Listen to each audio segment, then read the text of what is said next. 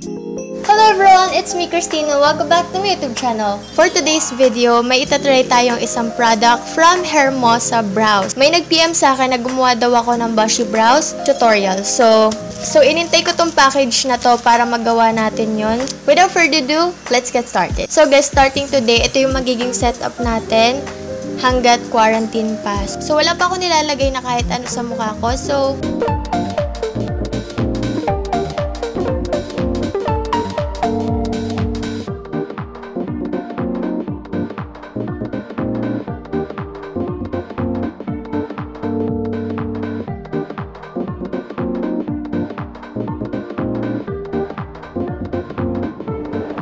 So guys, kung mapapansin nyo na medyo maputi tong mukha ko dahil dun sa nilagay kong cream.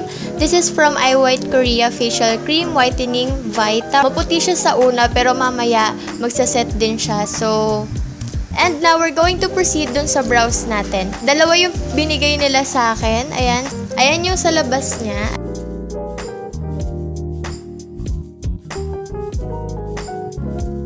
Then, sa loob naman, meron silang ito parang paper nakalagay dito, Browsed by Hermosa. Tapos, nandito yung mga steps kung paano mo siya gagamitin. Meron siyang kasamang dalawang spoolie. Ito na yung pinaka-product niya. Ayan.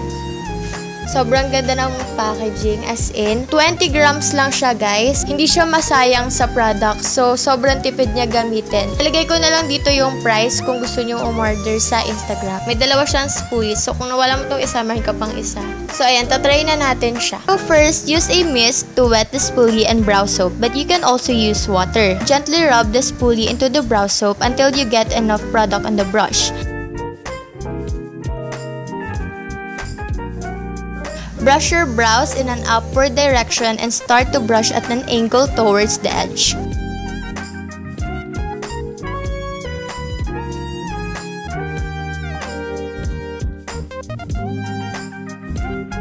So guys, for my under eyes, I'm going to use this Maybelline na Fit Me Concealer. So ayan, dito kasi medyo dark yung ko dito, dark yung area ko dito. Pero konti lang. Blend natin gamit yung fingers ko. Wala na akong beauty blender. Yan. Sobrang tagal na din kasi kaya tinapon na din.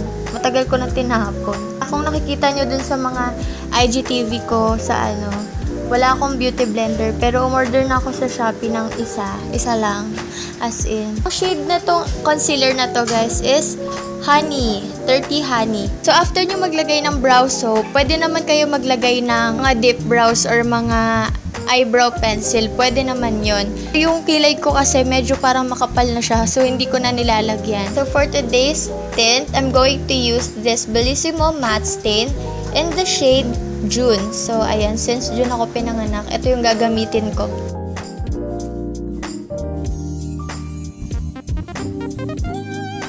And to finish this look, I'm going to use this Blight Cosmetics na Cloud Tint. So wala na siyang mga keme-keme dito kasi nabura na. So, ang shade nito ay 106 Nebula. Sobrang favorite ko to ilagay sa cheeks, guys. So, hindi ako makakapag-mascara ngayon kasi tuyot na yung mascara ko. Hindi ko na siya magagamit. So, nag-order ako sa Shopee pero wala pa, hindi pa nadating. Mga 24 pa siya ng August. So, ayan.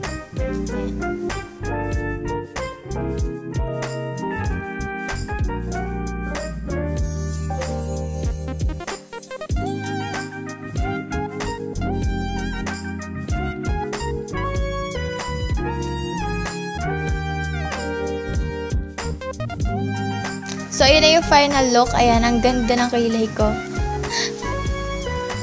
So, guys, I think that's it for this video and hope you guys enjoy and sana natutunan nyo kung paano.